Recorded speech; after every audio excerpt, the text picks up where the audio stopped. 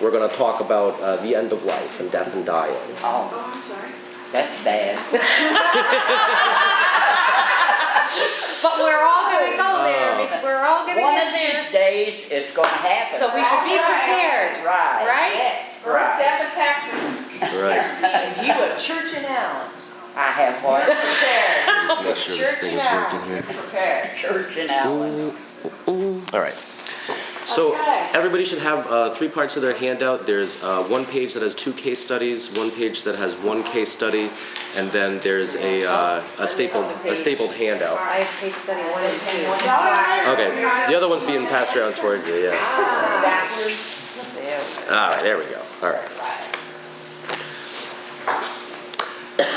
So, thanks everybody for coming, and I wanted to start off by defining a couple of terms that... Why don't you tell us who you are? Oh, that's a good I should have done idea. that. I apologize. Oh, that's okay.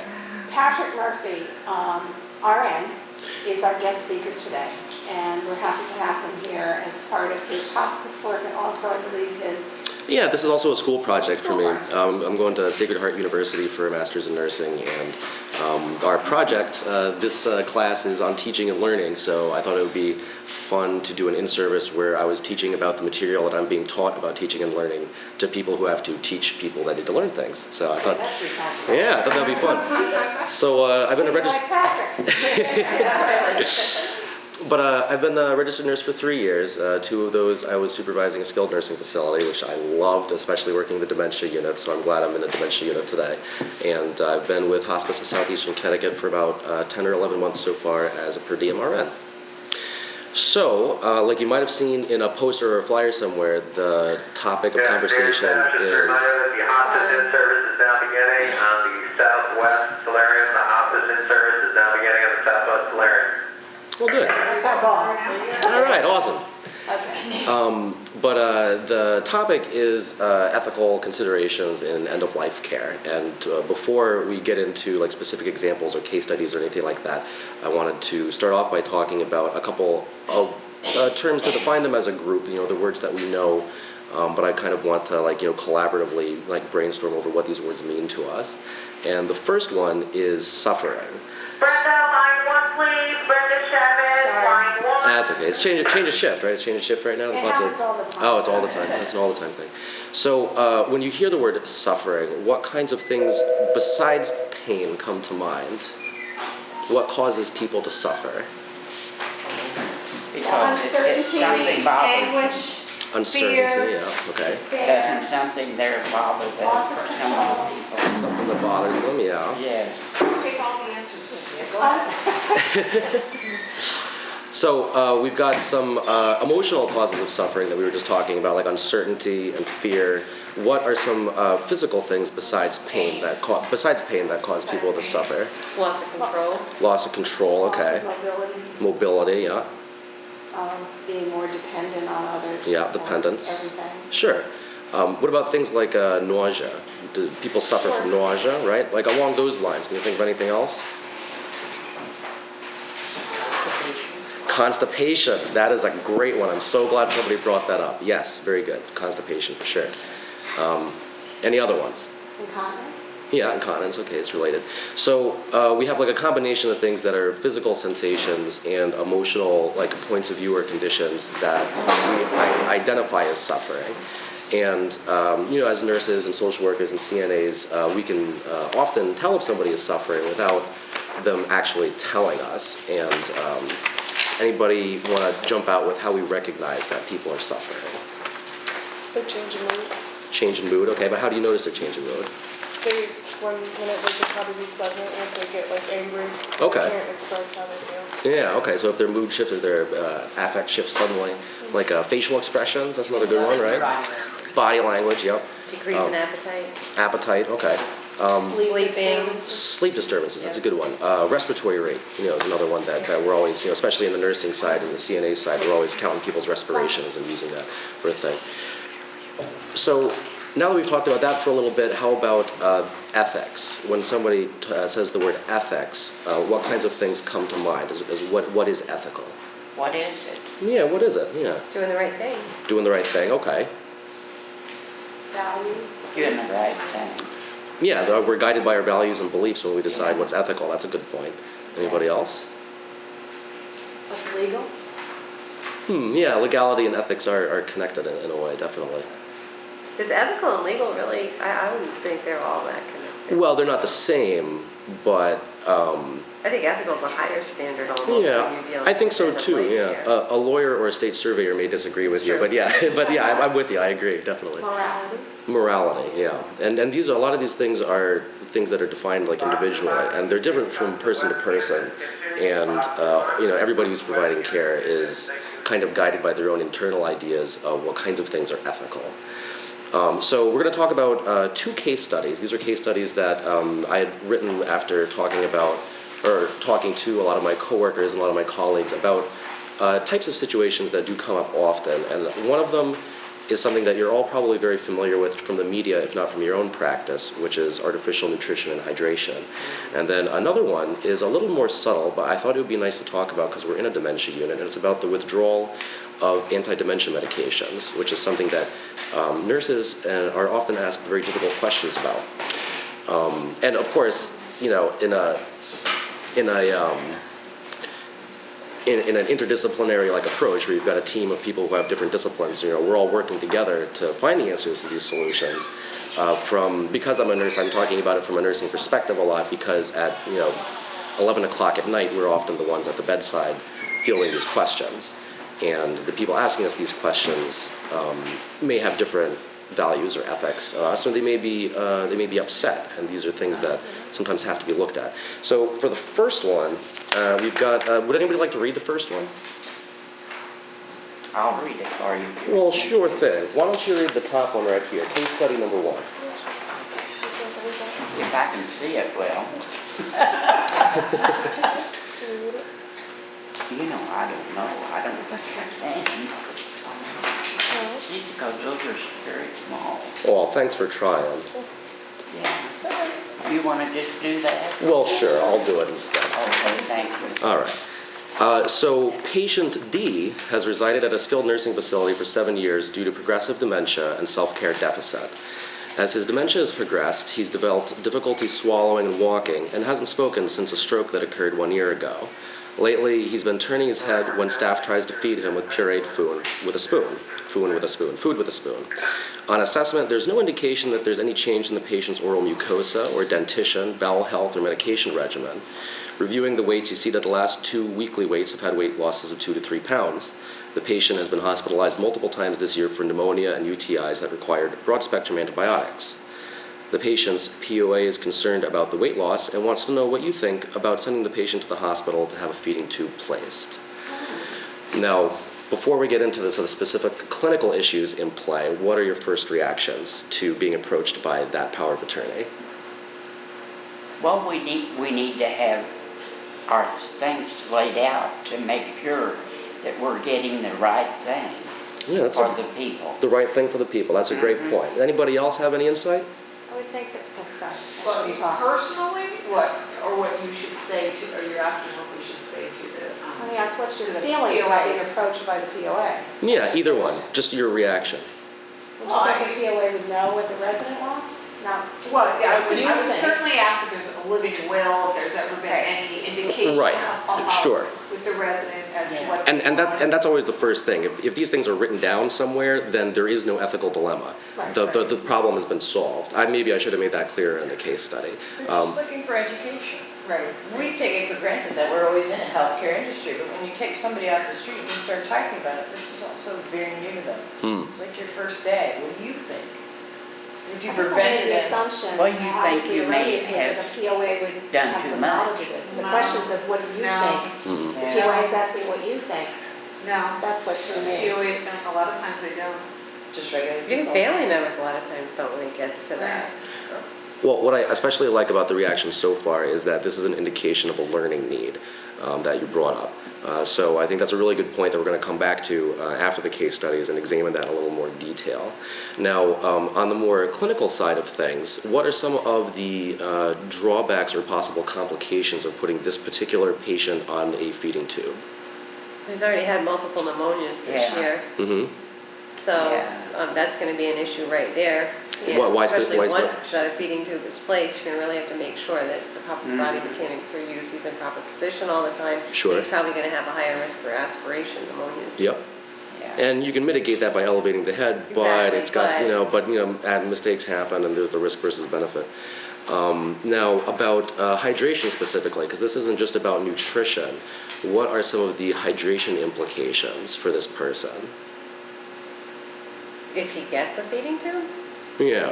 if he gets a feeding tube, you have a lot more control over the amount of hydration he's gonna get, so he'll probably actually be better off Better off. hydration-wise. Yeah, better off hydration-wise. This is the point that I'm coming to. But not as a person as a whole, I would think. Right. That's my, Well, something that I'll invite you to browse through in your stapled handouts later that I don't want to go over in too much detail right now, but there are actual medical benefits to being dehydrated at the end of life that family members often don't know about because they need us to educate them about it. Can anybody think of what some of those benefits might be to being dehydrated at the end of your life? Well, you can go through it later, but one of them is that you don't concentrate as much urine, so there's less incontinence. This may not be a factor if they're catheterized, but if you can get away without catheterizing somebody, that's even better. They may not tolerate incontinence care very well. Also, the blood volume, as the body is winding down and metabolism slows, the body may not be able to eliminate the hydration that you're putting into them, so it's going to end up in other places, like dependent edema. It's going to end up in the lungs. It's going to cause noisier terminal secretions and things like that. So there's one subjective symptom of dehydration. It actually only has one from the reading that I've done, and that's the sensation of having a dry mouth. That's the only cause of suffering in dehydration in a lot of these cases.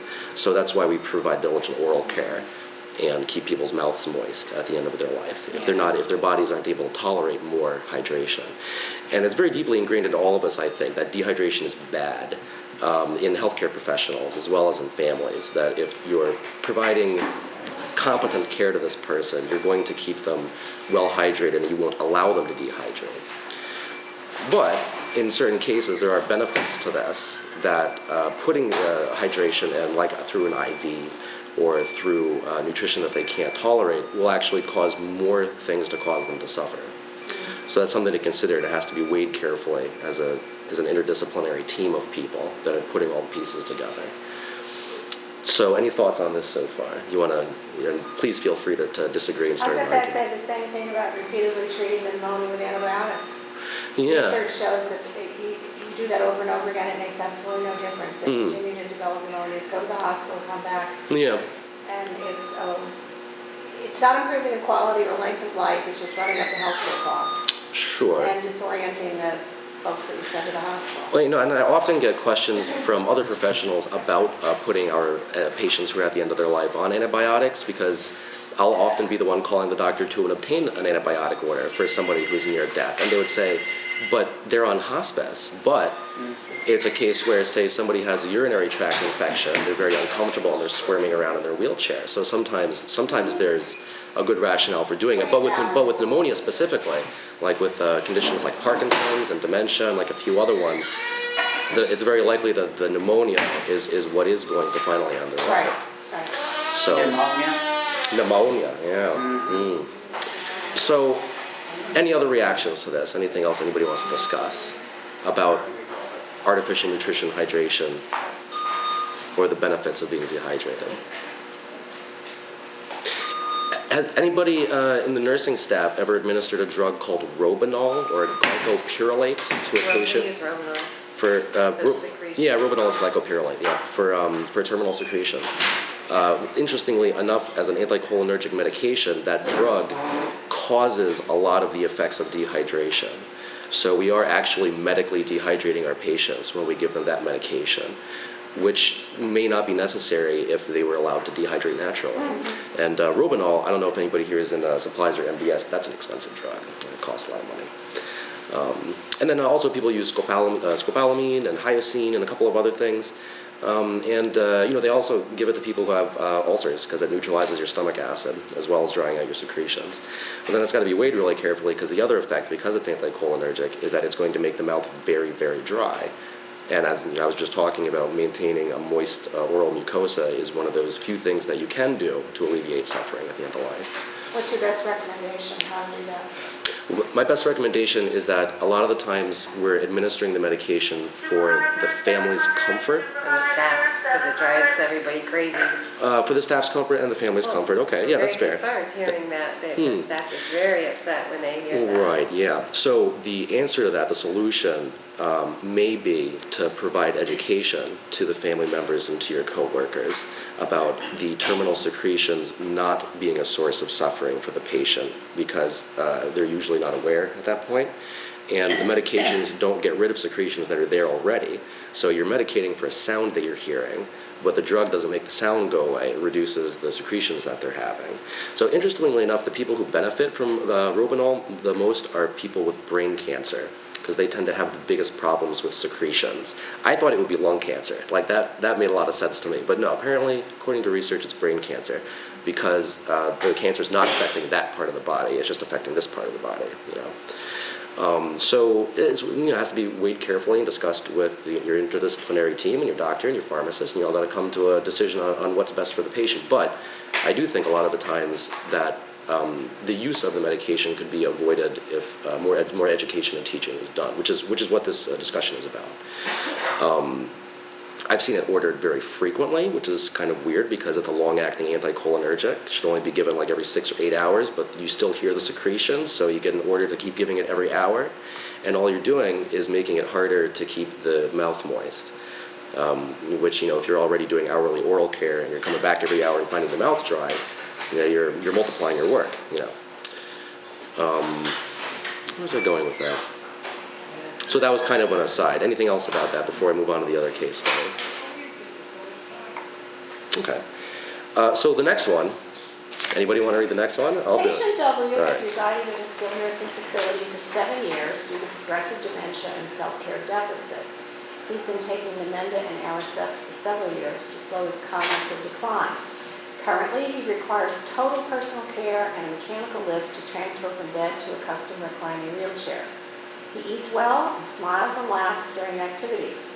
He occasionally will say hello or thank you, but otherwise exhibits disorganized, unintelligible speech. He has had difficulty voiding this month and was straight-capped twice last week because of not voiding for 8 hours. The psych APRN saw the patient today and suggested discontinuation of Aricept and Namenda. Before obtaining the order, the POA is consulted. The POA is hesitant to agree because he or she does not want to precipitate further cognitive decline.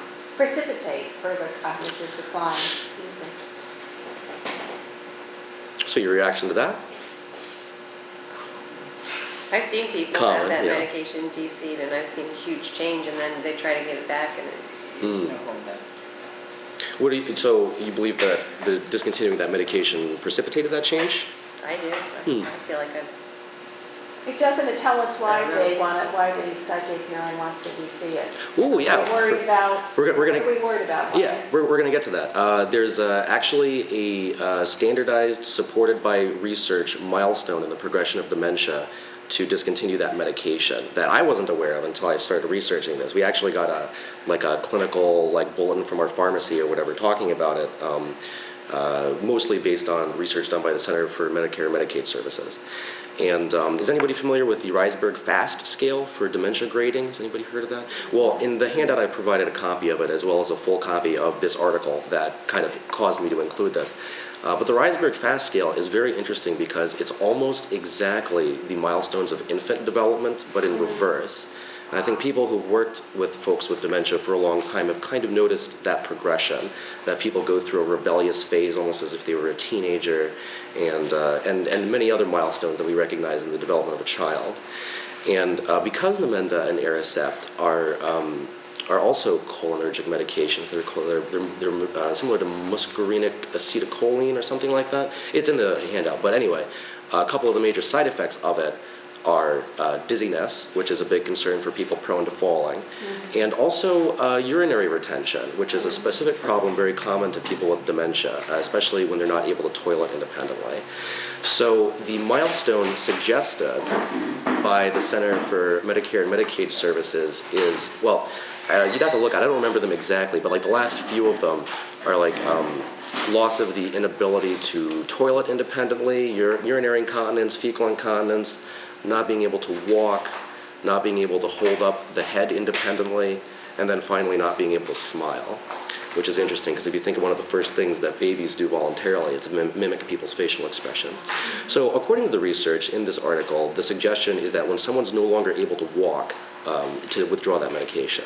Because if you think about it, if they're having difficulty urinating and they're getting dizzy, and they can't get out of their wheelchair without help, you're going to have a bunch of people jumping out of their wheelchairs who, require a lot of attention and sometimes restraints to prevent them from, to keep them safe from injury. What do you guys think about that?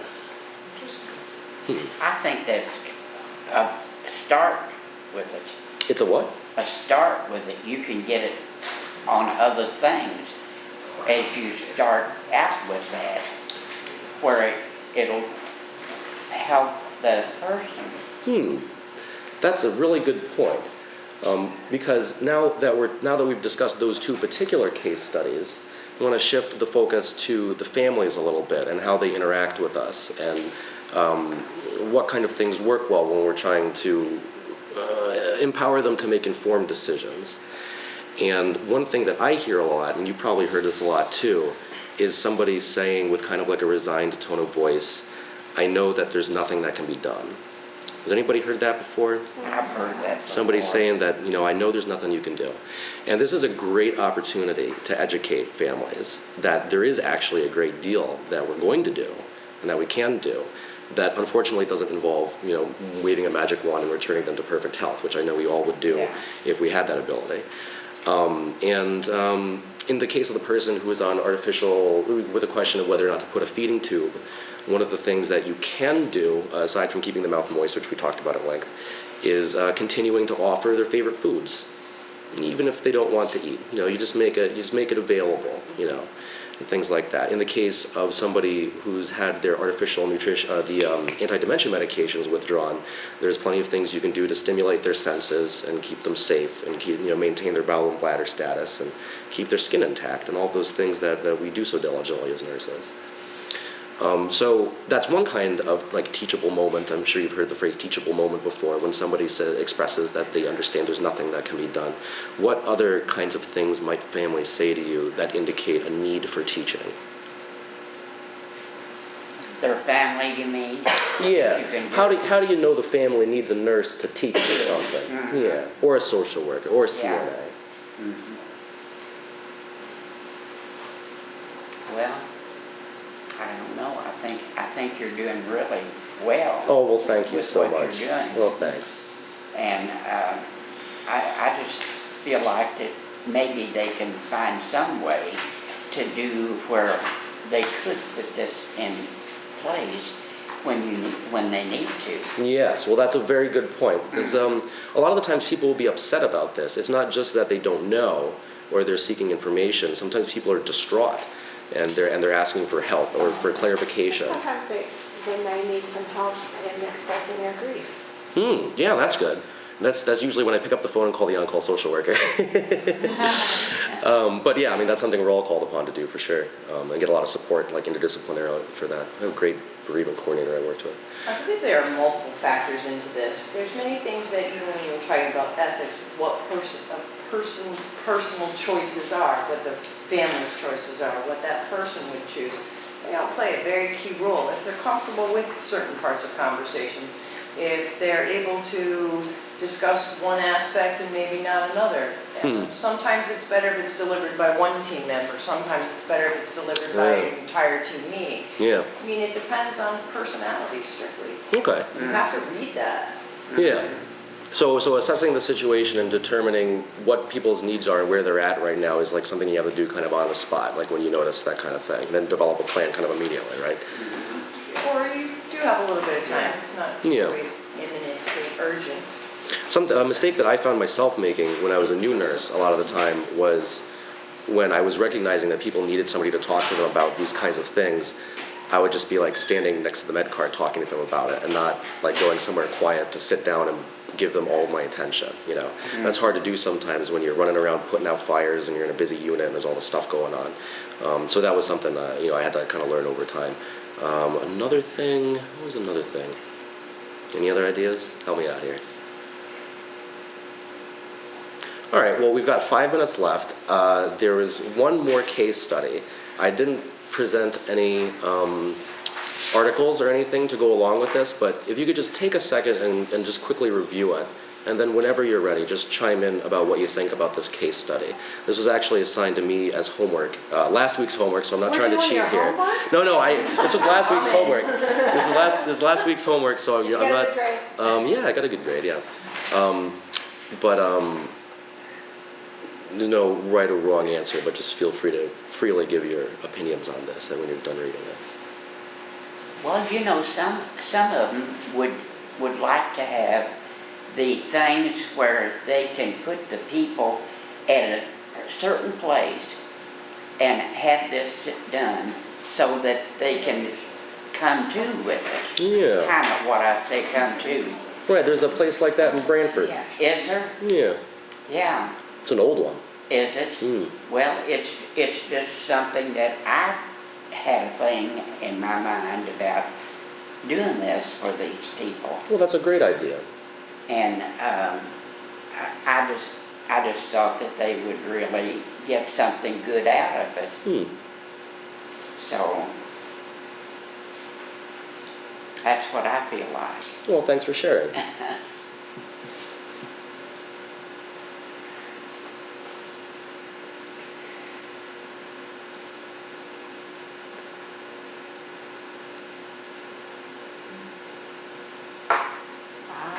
We have a lot of good people here. I've noticed. Yes, we do. We have a lot of good people here.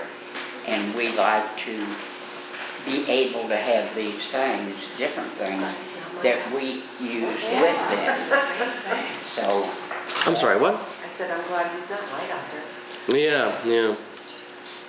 I remember a situation once where someone was on a vent and the person decided to go off the vent, but was also concerned about the religious aspect of it. Yeah. And the priest went to see him, talked to him about it, and the priest said, it's really fine, it's artificial means of keeping you alive, so it made him much more comfortable with his decision to remove the vent. And I've seen pastoral care make such a huge difference in a lot of these particular cases. You know, if you've got a chaplain that will provide pastoral counseling for a lot of these patients, that is an extremely valuable member of the interdisciplinary team, for sure. Yeah. That sounds really good. Yeah. Really good. No. Yeah, I mean, it seems that if this man was competent when he made the decision, he made himself DNR, and he understands he's making an informed refusal, if you will. Yeah. Then it should be honored. I mean, it's a tough situation. He's got family and loved ones who might have different feelings, but I'm in agreement that it's ultimately his decision. Yeah. I mean, we're prolonging his dying process, and we're not really giving him a quality of life that he recognizes. So. Yeah, strict isolation in a hospital. That's, what kind of quality of life is that? Yeah. That was very similar to my reaction that I gave in writing and submitted for a grade. And what the teacher pointed out to me, and I argued with her about this later, was that she said because it was a verbal DNR, it didn't count. But what I was assuming was that somebody would have then put the process in motion to obtain documentation about that decision that he made. That was what I had assumed, but it wasn't actually written in the thing. I don't know about the law in the state of Connecticut. I practiced in New York for many years. This is clear and convincing evidence. If someone heard that verbal statement and, went on the record with it, that would be acceptable. Yeah. Those are his wishes, and he's... That's how I feel about it too. Yeah. Interestingly enough, I did at the very end of the handout put a copy of a pamphlet that's published by the state of Connecticut about your right to make decisions about your health care. And I focusing just on like the advanced directives and the living will. Something interesting that I didn't realize until one of my coworkers in MSW pointed out to me was that the living will supersedes the POA. And that can be kind of a tricky situation. You've got something in writing from the living will, the POA wants you to do something different, Right. and the one who's still alive is the one that's going to sue you later. Exactly. So I think that mainly from the doctor's perspective. I don't think that affects nurses as much or social workers because we document a lot more comprehensively than physicians do at times. Particularly in a nursing home. Yeah, especially in a nursing home, sure. I had actually a POA across the street who went to court to reverse his wife's living will. Wow. She could have a feeding tube. Wow, what happened? She got the feeding tube and she died a few days later, but I remember him asking me, what would you have done? I said I would have respected her right Yeah. for her decision in the first place. Hmm. He was taken aback. Wow. Yeah, it was a very traumatic thing for a lot of people, no matter what. Huh. How many meetings with the physician? Do you remember that, John? You might have been there, yeah. You might have been there at the time. Well, we should all move to the Netherlands where they're euthanizing people. You read the research on that? About euthanization of the Netherlands? No, I'm not familiar with They that. said a third of them are being euthanized against their will. Yeah, that was one of the So- topics I was going to talk about, but we only have a half hour and our time is up now. No, but that was something that I wanted to discuss, definitely that and the antibiotics and pain management. There was, Oh, I know. save it for another in-service. We do treat our pets more. I was about to mention that. Yeah, yeah. I was about, that was my first reaction to that. It's like, well, down the street they euthanize dogs. Yeah. I think one of the consistent themes that these hit on is that everything we do from an education standpoint is reactive, not proactive. I don't think we get involved fast enough or quick enough. You wait till the issue's presented and Yeah. right there you have to deal with it. You don't have a choice, as opposed to dealing with it beforehand. That's what I was coming to next. Definitely, as part of the nursing admission assessment, these kind of things should be assessed for in terms of the social workers, like initial comprehensive assessment of whatever they do when they start care. Everybody at all sides really needs to assess for these things and ask questions and make sure people are coping okay, and just using the same tools that we use to see how our patients are doing, to see how our families are doing, because that could save everybody a lot of grief later, that kind of thing. Any particular techniques or methods for being proactive, or things that you think people should do that not everybody knows to do, or what are you guys thinking? Show me case studies. Give me an example of some of the things that have happened so they can see firsthand where this could head. Oh, so that you're proposing presenting case studies as a method for providing teaching to families. Yeah. Okay. We want to talk to you about, end of life, and, well, Dad's not ready for that. Okay, great, but when Dad is, this is what you're going to be dealing with. Yeah. There's a scenario that just played out where a family didn't want to deal with it, and this is what they've got in their hand right now. Yeah.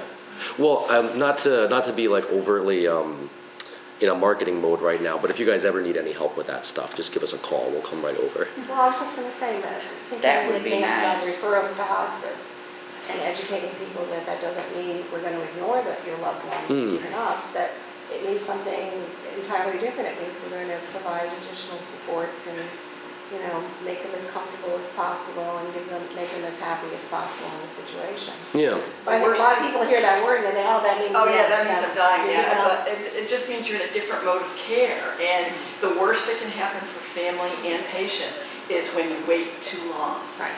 That's because then you have no relationship. You're doing some of the most important work of your life with people you don't even know. And that whole 6-month idea is a very important one. And sooner rather than later helps everybody to have time to process. And the criteria for qualifying for a physician qualifying somebody for hospice care is a little complicated. I don't remember it exactly, but it's on several pieces of paper specifically for different types of diseases. Like there's different criteria for someone with dementia, than somebody with cancer, than somebody with heart failure, and all these things. But what kinds of things about a patient's condition changing would make you ask about hospice? Weight loss. Weight loss, yeah, that's a big one. Weight loss, yeah. Huh? Pain, yeah, specifically pain that's not under control, yeah. I think that they could do some of the other things that they had been doing, that they were trying to keep on doing these things. Yeah. so that these people can find this out. Well, and sometimes when you focus on making sure people can do the things they want to do, and not so much going to the doctor's office all the time and taking all these medications and doing all these things, people tend to outlive their life expectancy, and then we discharge them from hospice because they're no longer dying, and that's fine, that's great. And then when they start to decline again, we'll pick them right back up. They can go off and on their benefit as many times as they need to. It's the Medicare hospice benefit, and you're not going to say no to anybody, Well, as long as you're not getting surgeries and CAT scans and stuff. That's good. Yeah. Yeah. Any questions about that, or in general, what kind of services hospice agencies provide? All right. As a result of this, are there any other in-services that would be helpful for you guys? Anything else that you have on your mind? Just let us know. It doesn't have to be off the top of your Do you have head. a portfolio of your favorites that you'd like to come and present? I just kind of made this up on the spot. I'll talk about whatever you guys want to talk about. That's fine. But they told me I only have a half hour. I'm happy to sit here and talk. I have nothing else to do today, so if you guys, if you guys got, I wish I could say that. yeah. Well, I mean, if you guys have something else to do, I know it's the end of your shift. Feel free to leave. If anybody wants to stay behind and chat, I'm happy to do that. Thank you very much. It was very nice. you. I like Thank you. case studies. I like Thank that you. approach. I think that's- Well, it was one of the things I liked when I went to nursing school. They passed out case studies and we read them out loud and we all reacted to them. I like that a lot better than PowerPoint presentations and, multiple choice tests and stuff like that. Thank you, Patrick. Thank you. Donna, I'll see you on You did a great job. I'm glad you were here. Thank you, honey. Well, thank you so much for coming. Well, thank you. It was nice to meet It's you. so nice to meet you. Yeah. I have a question for you. Yeah, have a seat. I'm new to the skilled nursing facility, so I haven't had a lot of experience with hospice. What milieu did you work in previously? Rehab centers. Oh, okay. So hospital-based rehab centers. Oh, like acute rehab. Long-term acute care. Oh, long-term acute care. LTAC, yeah. Okay. So that's where I've come from. Now I'm here. I've been here for a week. Yeah. And so I don't know much about hospice. I know generally what it is, but my question is, basic overview. What kind of services do you provide as far as someone's overall well-being? Yeah. Well, let me give you the whole spiel. From a recreation, perspective, we provide quality of life and that kind of thing. Sure. So what should our role be in supporting you guys as well? You know what I mean? Yeah. And what do you do? Well, so what hospice agencies do, I mean, this is a fairly recent development in healthcare. I think it was really not until the Sorry 60s again. that it started to show up as a thing. Okay. Started in a few different places, but one of the big influences was a book by Elizabeth Kubler-Ross called On Death and Dying, where she was going around to hospitals trying to interview people who were dying, and all the hospitals were denying that anybody was dying there. She was approached by a group of seminarians who were doing some term project on crises that families go through, and they had picked Death and Dying as theirs, and contacted this German psychologist to take them around and try to interview people who were dying. And she found it very difficult to do. So hospice agencies operate. We have two main programs. One of them is a palliative care program, where people are still getting chemotherapy, people are still getting blood transfusions, they're still getting Procrit, they're still doing everything they can to maintain their health through medical treatments. And that's covered under regular Medicare, the regular Medicare benefit. Unfortunately, you can't get that and the benefit, Medicare benefit that pays for nursing home stays at the same time. Okay. So it comes into play for home care people sometimes. And so it's the regular Medicare benefit that would give people home care under Medicare anyway. Okay. Right? Yep. So that's one of the services that we provide. Yep. And it involves nurses' aides, registered nurses, social workers, clergy, and the volunteer department, which I think is most salient to recreational therapy. Sure. In that we have volunteers that are trained and vetted to do life review, companionship, read books, because the focus really is on determining how the patient wants to spend their remaining time, and to facilitate that as much as possible. And we do a lot of work keeping people at home, so they don't have to go to a nursing home or a hospital, if that's what they want. Okay. If that's not possible, if that's not what they want, we'll keep visiting them in a nursing home or a hospital, wherever they want to be, that's fine. Interestingly enough, both of our programs, you can be a DNR or not. We respect people's choices about that. We're not going to say you must be a DNR if you're on hospice.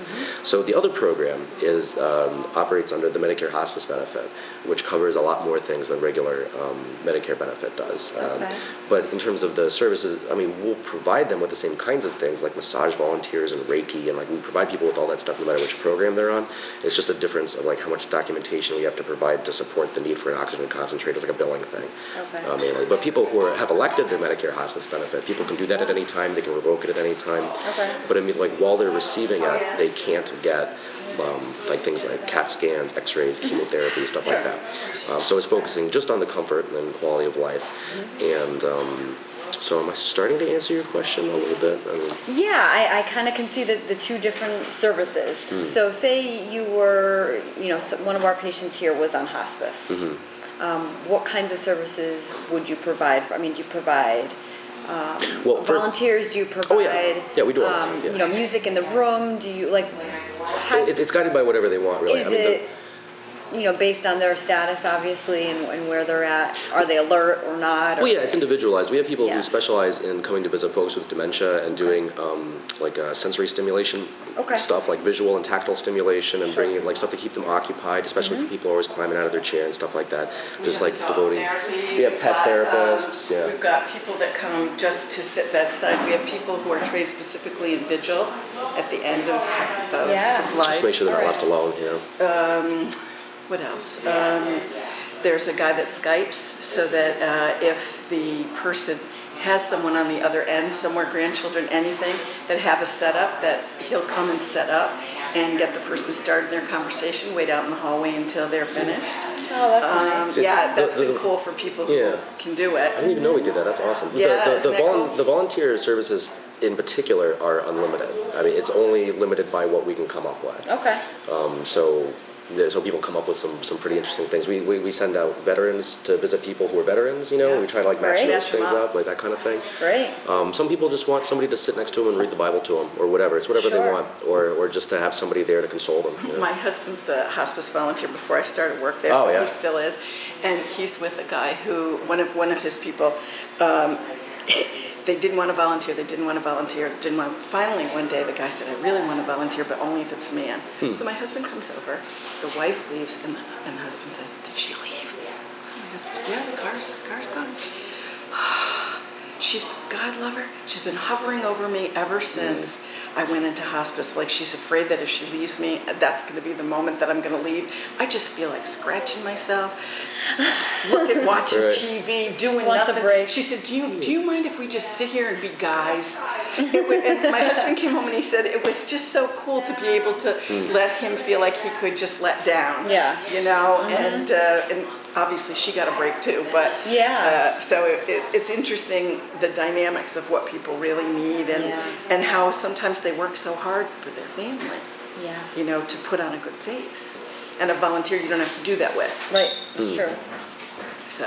Well, thank you very much. Nice. Oh, actually, do you want to take this? Yes, certainly. Okay, good. Very nice. Thank you very much. No problem. Nicely put together. Oh, good. Thank you so much. Nicely put together. I'm a big fan of case studies myself. Yeah. So people can relate to them and say, oh yeah, that sounds like so. Yeah, exactly. Well, and with a group of people from different disciplines sitting together and reviewing them, you really like get everybody's insight about like things that you may not have considered. Like, I mean, social workers in particular. When I worked at a nursing home, rec therapy were my heroes. Like they were so important to like keeping people from rusting.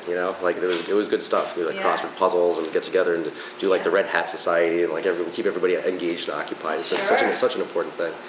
Look, I'd just like to say that every day I come out here to these meetings and everything, but this guy was right by the door there, and he said, "There's no need for you to go there. This is a very important meeting." Oh, I'm so sorry to hear that. You would have been welcome to join us. He made a little mistake. I think he made a mistake. You were very welcome to join us. I'm sorry that happened.